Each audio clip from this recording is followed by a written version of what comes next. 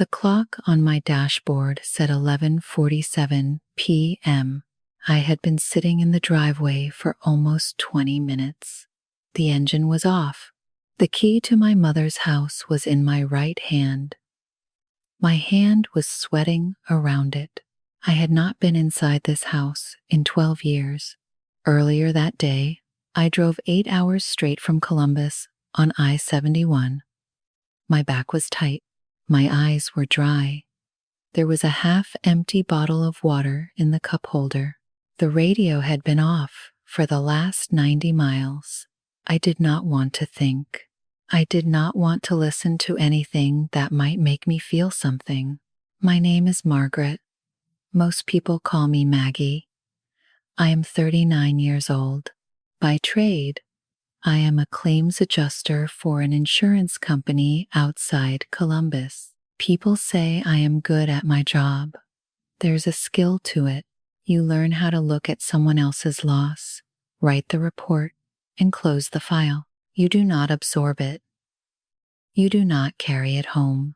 3 weeks ago, my mother Frances died of pancreatic cancer. I did not visit her in the hospital.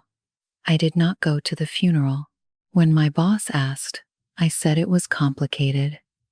She did not push. At the time, I was grateful. Now it felt like a small failure of someone I used to think was my friend. I was here tonight because the estate lawyer left me a voicemail that morning. Someone might have tried to break in. He said it was probably nothing. He said I should secure the property when I got the chance. Before I left Columbus, I made a list on a yellow legal pad. Dishes, clothes, papers, donate, trash. I have handled around 5,000 insurance claims in 10 years. I told myself this one was easy. I finally got out of the car. The lock stuck for a moment, the way it had always stuck when I was a kid. The smell hit me first, pine sol, and underneath it, old cigarette smoke. My mother had quit 10 years ago. The curtains had never let go of it. In the kitchen, the mail was sorted into 2 neat piles. Even at the end, she had been organized. There was a coffee cup in the sink. The coffee was gone. A thin film had dried on the bottom, brown and slightly oily. It looked like something that had been waiting for someone to come back and rinse it. I picked the cup up without thinking. I held it. For a full minute, I did not move. That cup was the last cup of coffee my mother ever made before she went to the hospital. She had not come back to wash it. Neither would I, not yet. I was not ready to put my hands in that water. I forced myself to start. The kitchen light went on. My legal pad opened to a fresh page. I wrote the date on the top line, insurance handwriting neat and small. Then I heard something at the back of the house. It was not a creak. The house creaked plenty. This was different. It was the soft, careful sound of a drawer being slid shut. I froze. The lawyer's voice came back to me. Someone may have tried to break in. I was alone in a house I did not know anymore. I was holding my dead mother's last coffee cup, and someone in the back of the house had just closed a drawer like they were trying not to be heard.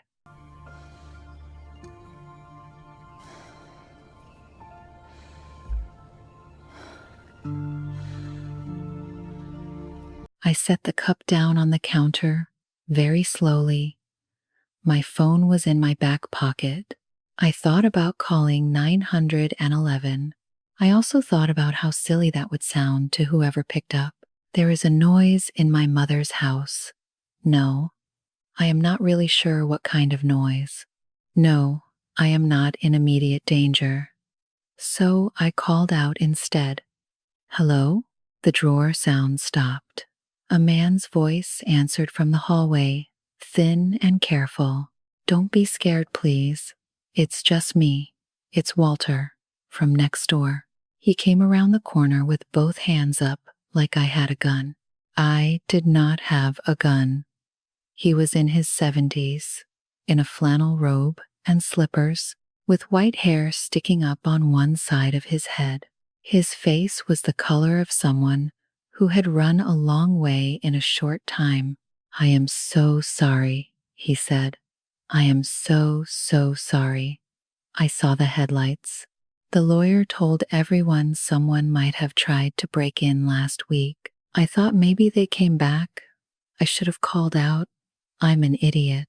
Please don't call anybody on me. I let out a breath I did not know I had been holding. "You scared me," I said. "I scared myself," he said. He told me his name was Walter Halverson. My mother had given him a key 3 years ago. He had been coming over twice a week to water the plants and check the mail. He apologized about 4 more times. He offered to leave that minute if I wanted him to. I made him sit down at the kitchen table instead. He looked relieved to be invited. He did not know how to talk to me. I could see it on his face. He kept starting sentences and trailing off into safer ones. "Your mom and I used to argue about politics on Tuesdays," he said. "She was sharp. She was always sharp." I nodded. "She asked about you?" he said. He looked down at his slippers like he had said too much. "Not in a pushy way. Just every once in a while. She had a funny way of showing it," I said. He didn't push back. He just sat there for a moment, looking at the floor. Then he said, "There's a box for you." Top shelf of her closet. She told me last winter. I did not ask what was in it. I was not ready to be told who my mother had thought I was. After he left, I stood in the kitchen for a long time. The fridge hummed. The clock above the stove was 10 minutes fast, the way it had always been. The box could wait. The kitchen was a job I knew how to do. Practical. Productive. I processed loss for a living. I could do this. That was when the flashback hit me. I did not invite it. I was 17 again, slamming this same front door so hard the glass rattled. My mother was yelling something about how I was exactly like my father. Back then, that was the worst thing anyone could say to me, because she meant it as the worst thing anyone could say. That fight was the last straw. We had a real, sharp falling out that summer. I left for college in August and never moved back. We stayed in light contact for a few years. Then we stopped. I shook my head and made myself focus. In a kitchen drawer, I found a stack of bills, a $340 overdraft notice from KeyBank dated July, a folder of medical paperwork showing where Medicaid had not covered a procedure. There were notes in her tight handwriting: call about hardship plan, ask K about copay, do not pay this twice. She had been broke. She had not been able to keep up with the medical bills. I had not known. I had assumed she was fine. She had her teaching pension, modest but steady, and pride enough for both of us. What I felt was not guilt, exactly. It was sharper than that, and smaller. It was the embarrassment you feel when you realize you have been wrong about a basic fact for a long time. Then, I opened the freezer to look for something to drink. There was nothing to drink. There was a Trader Joe's bag, folded neatly, sitting on top of a frozen lasagna. I took it out. The bag was freezer cold in my hands. Inside, the envelopes were bone dry. She had double-bagged them in plastic. She had thought about this. She had planned for someone, for me, to find it. There were at least a dozen envelopes, all sealed, all addressed in her tight, slanted handwriting. Each one had a date in the corner. The earliest said 2012. Every single envelope had my name on it. I closed the freezer. The letters could wait too. The guest room bed was still made up. I lay down on top of the bedspread with my shoes still on. At 3:11 a.m., my phone buzzed. The number was not in my contacts. "This is Pamela from the Brookfield Women's Resource Center. We saw the obituary. Frances will be missed. If you need anything during this time, please reach out." I read it 3 times. The Brookfield Women's Resource Center was not a place I had ever heard of. I had never been there. I did not know any Pamela. So, how did Pamela have my number?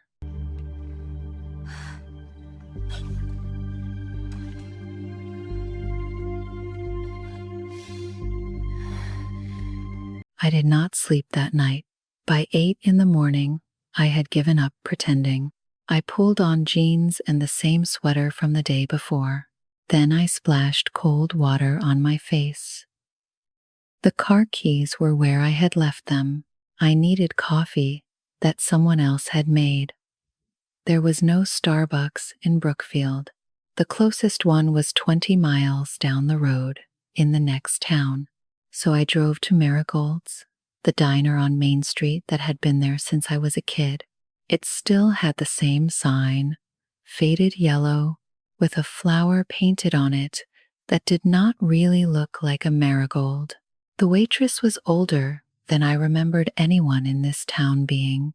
She wore a name tag that said Beth. She had a pen behind her ear. She squinted at me when I sat down at the counter. "You're Frances's girl," she said, like she was reminding herself. I almost lied. I almost said, "No, just passing through." That would have been easy. I lie like that all the time at gas stations and airports to people who will not remember me 5 minutes later. But I nodded. "Coffee," I said. "Please." She poured it without writing anything down. I was halfway through the cup when I ran into someone I had not expected to see. A woman in the next booth turned around. She was about my age, maybe a little older. She had 2 kids in front of her, eating pancakes and dragging crayons across the paper placemats. "Maggie?" she said. It took me a second. It was Diane. We had been best friends in junior year of high school. Her mom used to braid my hair before track meets. My mom said she did not have the patience for that kind of thing.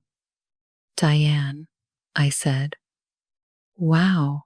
We had a short, awkward conversation across the booth. She was a paralegal now. She lived 2 streets over from where she had grown up. The boys were 6 and 4. Her husband was at work. She told me all this the way people tell you things at a high school reunion, in a quick, apologetic burst, like she knew I had not asked. "I'm sorry about your mom," she said. "Thanks. She came to my wedding, you know." I blinked. "What?" "She came to my wedding, out of the blue, really. I didn't even invite her. Well, I mean, I invited everybody on the street. That's how my mom is. I didn't think she'd come. She brought a plant, a little jade plant. She said, for the new house. I still have it. It's huge now." I did not know what to say. By the time Diane got married, Diane and I had not spoken in 7 years. I had not been invited. I had assumed Diane had moved on, because she had every right to. But my mother had gone. For a moment, I almost wanted to spill the beans. I almost wanted to tell Diane the whole thing. The freezer, the unopened envelopes, the text from the women's shelter. I held back. I am not a person who holds back, usually, in the sense that I do not say much in the first place. So holding back this time was strange. It felt like holding a door closed against my own hand. I paid for the coffee. The waitress refilled my cup for the road in a styrofoam to-go cup. The coffee went cold in the holder before I made it back to the house. I sat on the kitchen floor with my back against the dishwasher. Then I took the bag out of the freezer. I read the letters out of order, on purpose. I did not want to feel them in any particular shape. Some were sharp, some were cold. Several criticized me directly. You are stubborn, the way your father was stubborn. And I don't know how to talk to that. Another one said, I am not going to apologize first. I will not. I will sit here and outwait you, even if it takes the rest of my life. A few were funny. She complained about a neighbor's dog that barked at 3 a.m. She complained about how the post office had moved the mailbox section to the wrong wall. A few were tender, and those hit hardest. I saw a girl at CVS today with your kind of laugh, and I had to sit down in the parking lot for 10 minutes. I almost called you in February. I'd been drinking. I'm glad I didn't. You don't need that from me. I read for hours. The light in the kitchen changed from morning to mid-afternoon to gold. I forgot to eat. I sat on the floor with my legs crossed, like I was 8 years old. Then I found the letter from 2017. It was short, 4 sentences. I know about the shelter. I will not tell you I know. I just want you to be safe. I love you, even when you make it hard. I put the letter down on the linoleum. The blue ink had bled slightly on the page, like she had been holding the pen too long while she was deciding what to write. I kept touching the smudge with my thumb without meaning to. In 2017, I had been in a bad relationship in Columbus.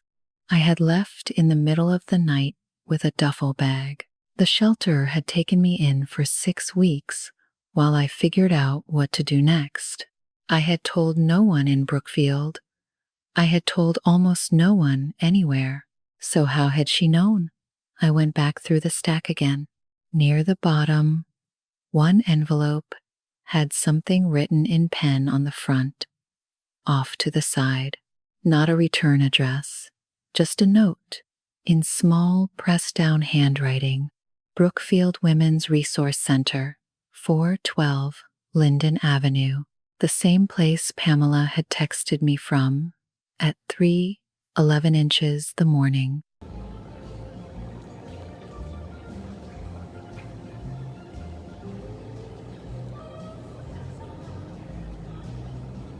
I did not call Pamela back.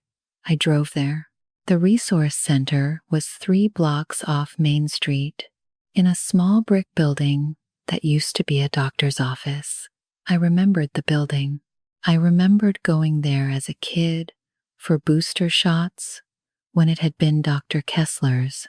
The waiting room had had a fish tank. I sat in the parking lot for 10 minutes before I went in. I told myself it was because I was checking work email. It was not.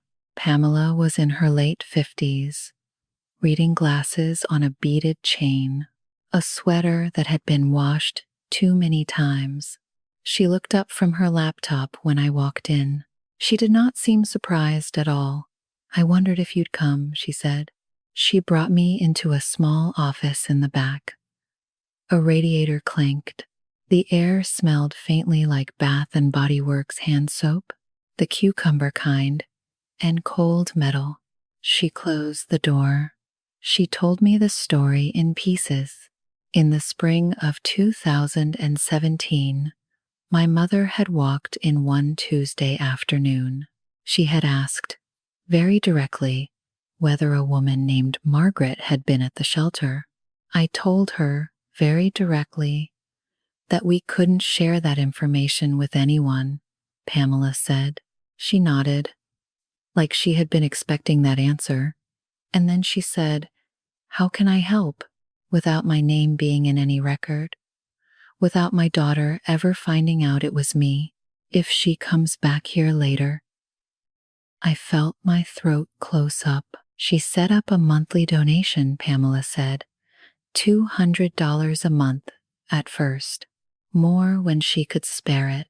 She paid out of pocket for our part-time intake nurse for almost 3 years. She volunteered Tuesday afternoons doing intake paperwork for 2 of those years. She told us every single time, if Margaret ever comes back, no one is to mention me. Ever. She didn't want me to feel watched, I said. She said you needed to be the one who decided when to come home.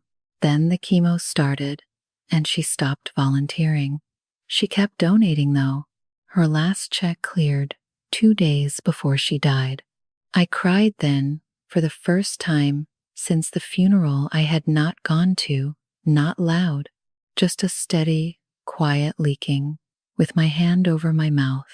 Pamela handed me tissues from a Walmart brand box on her desk. The tissues were stiff. She did not say anything else. She sat there with me, the way someone sits with you who has done this many times before, the way someone sits who knows there is nothing useful to add. After a while, I wiped my face. "Do you want to walk through the facility?" she said. I nodded. The shelter had 9 beds. There was a waiting list of 14 women. In the day room, a woman about my age was working on a 1,000-piece puzzle, alone at a folding table. She had a faded bruise around her left eye. It had turned greenish yellow. She did not look up. I remembered being that woman. I remembered wanting to be invisible while I figured out the rest of my life. We walked back toward the front. My first instinct, when Pamela had started talking about the donations, had been to shut down, to go cold, to make a polite noise and leave. I had done that all my life when something hit too close. This time I noticed it instead of just doing it. I am not sure that counted as growth. It was at least a different shape than my usual shape. At the door, Pamela said, very carefully, "If you're planning to sell your mother's house, the proceeds could fund a second location for us. I'm not asking. I'm not even hinting. I just want you to know we've been on the waiting list for a property for 3 years. Logistically," I started, "I am a claims adjuster. I always say logistically. How would that even work?" She smiled, a little. "We can cross that bridge when we come to it." I stood there for a second. "I don't think I'm going to sell," I said. I did not know what I meant by that. I just knew I meant it. Walter was already in the driveway when I pulled up to the house. He had a covered Pyrex dish in his hands. He had a worried look on his face that softened when he saw I was not crying. "Mary down the road thought you might be hungry," he said. "It's tuna noodle. She makes a lot of it." I almost laughed. "Walter, come in," I said.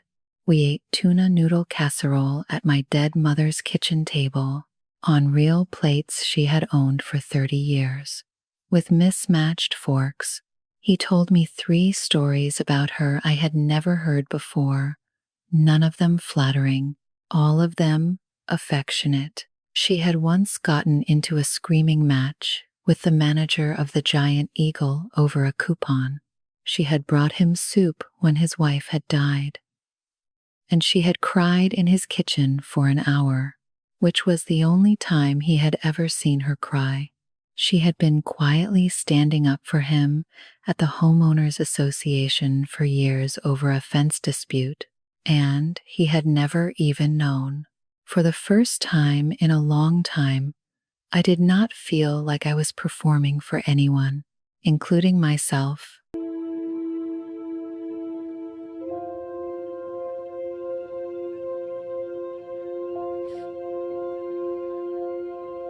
Two days went by before I touched the box. By then, I had stopped checking my work email. Eating off paper plates was easier than washing real ones. I had driven to Marigold's twice more, just to sit and listen to the talk at the next booth.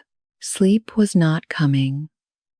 The house and I were in some kind of quiet standoff, and I did not yet know who was going to break first. Finally, I told myself I had to bite the bullet. The box was a part of the job. The job was the reason I had come. It was a Nike shoebox from her closet, top shelf, taped shut along the seams, with cheap clear tape that had yellowed. I sat on her bed, the bed I had not slept in and would not sleep in.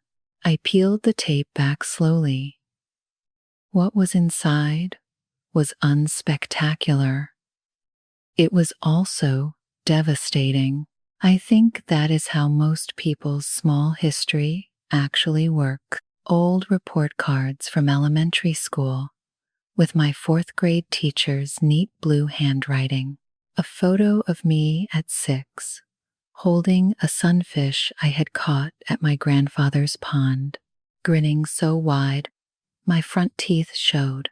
A papier-mâché mountain from a fourth grade science project, half crushed, painted brown and green. The paint flaked off when I lifted it. A small cloud of green dust landed on my jeans. I did not brush it off. A program from my high school graduation, with notes in the margins in her tight handwriting. M seems happier today than I've seen her in months. Wore the necklace I gave her. Did not say it, but meant it. Underneath the program, in a manila folder, was a copy of my marriage certificate. I had been married briefly when I was 25 to a man I do not really want to talk about. The marriage lasted 14 months. I had never told my mother. I had never told anyone in Brookfield. The certificate was a public record, technically, but you had to know to go looking. She had clearly gone looking. I will never figure out how she found out about it in the first place. I have decided to be all right with not knowing. Underneath everything, at the bottom, was a small spiral notebook. It was not a journal. It was a list of dates, of small, specific things I did not know she knew. The 4th of March, 2018. Maggie got promoted. Saw on LinkedIn. August 2019. Maggie moved to a new apartment in Columbus. Forwarded Christmas card came back. January 2022. Maggie's blog post about her father. Cried. She's still angry.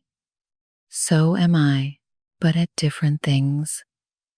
She had been keeping track the whole time, quietly, badly, accurately. I read every page slowly. My throat got tight again, but I did not let myself break down yet. I was rationing.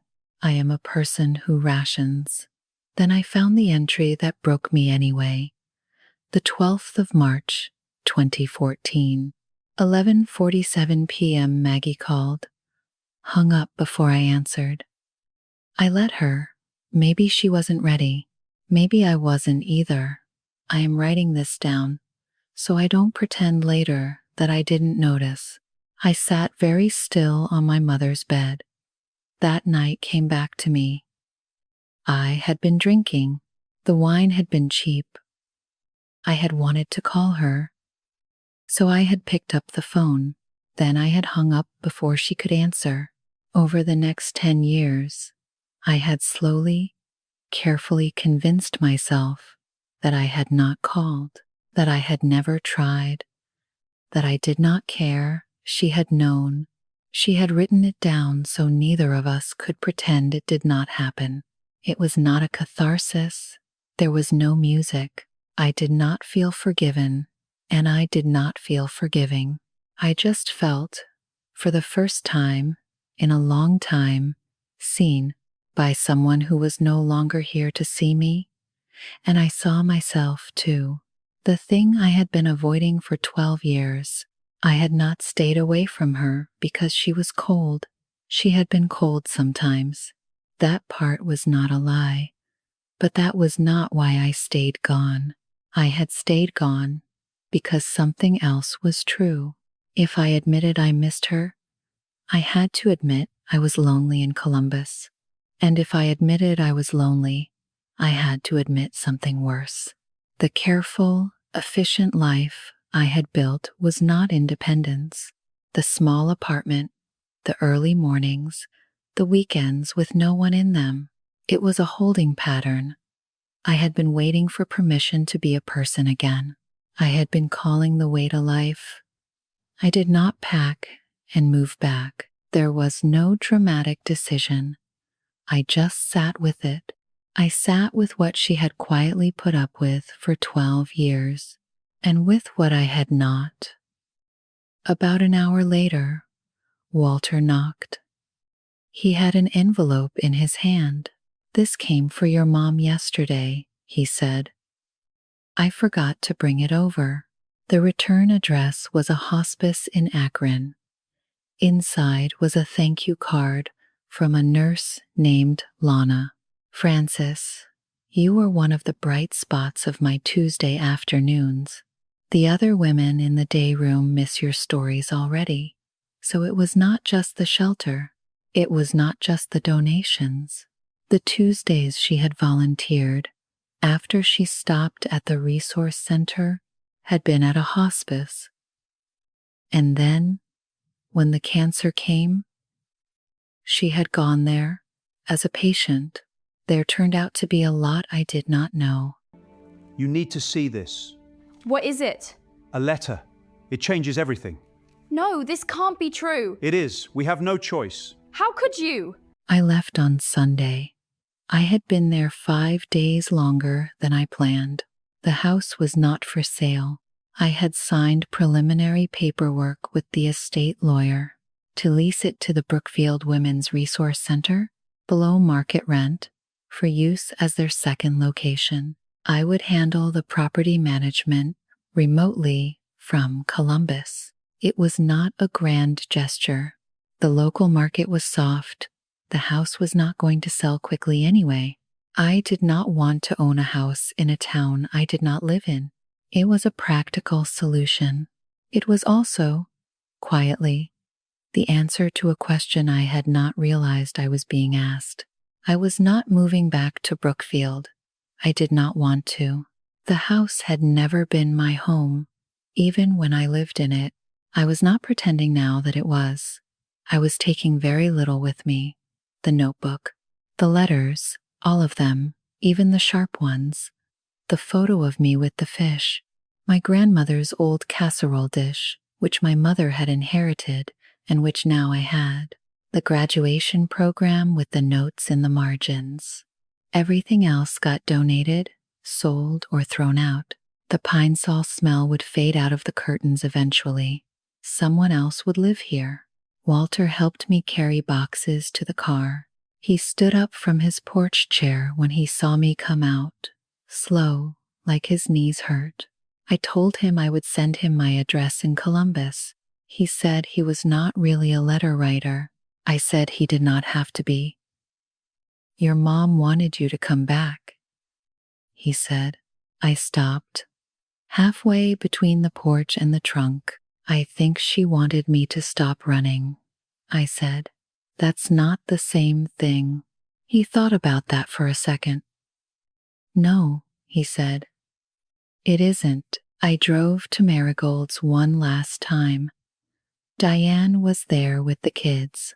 We got coffee at the counter while the boys colored. We exchanged numbers. "If I'm in town, can I call you?" I said. "I'd be mad if you didn't." We did not hug. The hug was for the next time. I liked that there was going to be a next time. I got in the car. The drive home was 8 hours long. There was a job waiting back in Columbus. There was a small apartment where I slept and read on the weekends. There was no boyfriend, no roommate, No dog, no hobby, none of that had changed. None of it was going to change because of this trip. What had changed was smaller and harder to describe. The apartment in Columbus was not a hiding place anymore. It was the place I lived. There is a difference. 40 miles south on I-71, I stopped at a Sunoco. Inside, I bought a Diet Coke and a bag of Smart Food popcorn because I had not eaten anything real in 2 days. Back at the car, I sat in the driver's seat with the door open and my feet on the warm pavement. The shoebox was on the passenger seat. The bag of letters was in the footwell. I did not cry. I did not smile. Mostly, I just breathed. The breath you finally take when you have been holding your shoulders up for too long, and you remember at last to lower them. I was thinking about my mother, but not in the way I had expected. I was thinking that she had been waiting the whole time for me to come back to myself. Not back to Brookfield, not back to her, just back to a version of me that could stand still without flinching. She had been wrong about a lot of things, and so had I. We had both been wrong, and we had both been trying. One of us had run out of time. Pamela had told me, very gently, to take it one day at a time. Before I left her office on Wednesday, I thought about that on the drive and decided not to repeat it to myself. I had had enough received wisdom for 1 week. Some things you don't get over. That is all right. I am not sure they are for getting over. I licked the Smart Food dust off my fingers. Then, without thinking, I wiped my hand on my jeans. I had not done that since I was a kid in this same town. I shut the car door. The highway hummed under the tires. I drove the rest of the way without the radio on. I wanted to hear myself think.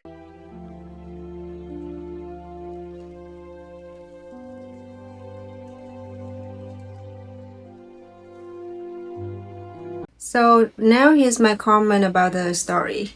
That coffee cup in the sink, that's the part I can't trick. Frances knew she might not come back. She left it there anyway. And look, I get why Maggie ran for 12 years. But the freezer letters, Frances writing things down so neither of them could pretend later, that woman was drying her whole heart out quietly. I watched a friend lose her mom the same way. Too late, too quiet. So now here's my question. Would you have opened that shoebox on day one or waited the Maggie did? Tell me below. Thank you for watching and see you in the next video.